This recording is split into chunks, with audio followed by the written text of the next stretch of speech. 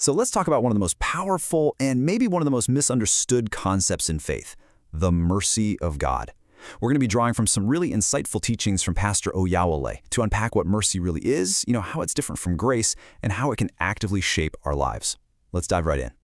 We're going to start with a verse that just hits you with its timeless truth. And this isn't just some beautiful poetry, it's a foundational statement. It frames mercy not as some rare thing, but as a constant renewing force. That idea that God's compassions are literally new every morning, well, that's the bedrock for everything else we're about to explore. Okay, so what does that actually mean in a practical sense? How does this ancient promise apply to the real challenges and situations we're facing today? Let's break it down, starting with a pretty powerful realization. All right, so the first big takeaway is this. Understanding God's mercy brings hope to the hopeless. It literally has the power to completely flip our perspective, just like it did for the prophet Jeremiah, the very person who wrote the words we just read.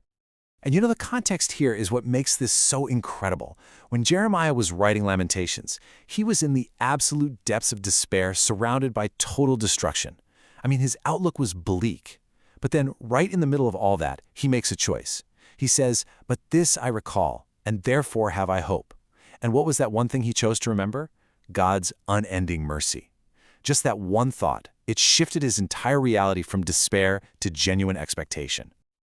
Okay, so to really get a handle on mercy, we've got to talk about something it often gets confused with: grace. Now, they work together for sure, but they are not the same thing. And knowing the difference, well, that unlocks a much deeper appreciation for both. This lays it out in the simplest terms. Mercy is all about withholding a negative. Think of it like a pardon. You're spared the judgment you've actually earned. Grace, on the other hand, is about giving a positive, a gift or a blessing that you haven't earned at all. So one's a pardon, the other is a present. So here's the bottom line. Grace empowers us while mercy pardons us. Think of grace as a teacher, giving you the divine ability to say no to ungodliness. But mercy is like the principal who can step in and just override a deserved punishment.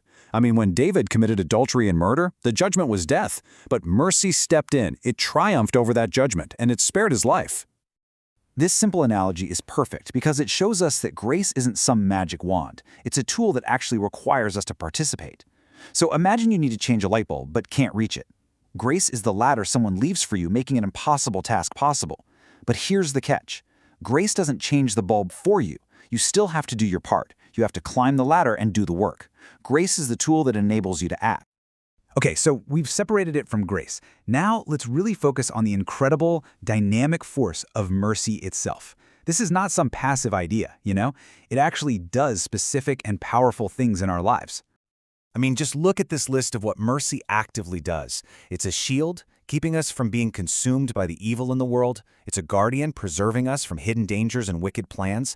And this part is so important. It safeguards the good things we've already received by grace. It can even transfer blessings, like when the Gentiles were brought into God's covenant.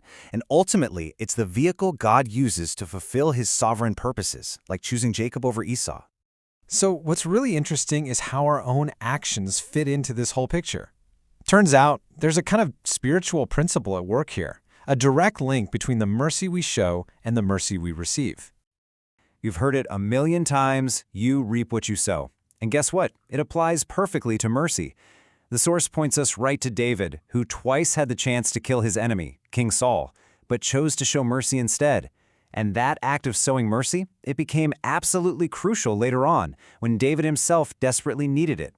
And this isn't just some old story, right? This is a direct promise straight from Jesus himself. Blessed are the merciful, for they shall obtain mercy. This isn't just a nice suggestion. It's presented as a divine promise. The path to receiving mercy is paved by being merciful to others. Okay, so if mercy is this vital, if it brings hope, it protects us, and it's something we can even cultivate, the big question is, how do we actively get it? Well, the source material gives us 4 clear, actionable steps. First up, faith. It's the access key. We can't earn mercy through our works. We get to it simply by believing. Second, we have to pray for it. The scriptures are full of people crying out for it, like blind Bartimaeus shouting, "Son of David, have mercy on me." It was a vocal, passionate plea. Third, get specific. When Jesus asked Bartimaeus what he wanted, he had to say specifically that I may receive my sight. We should ask for mercy in the specific areas we need it. And finally, continuance. We have to continue to trust, to rely on, and to adhere to God to keep enjoying His mercy. And so, as we wrap this up, everything we've talked about, it all shifts from the theological to the deeply personal. It really all boils down to this one question for you to reflect on. Where in your life, in what specific area, are you seeking the new morning-by-morning mercy of God today?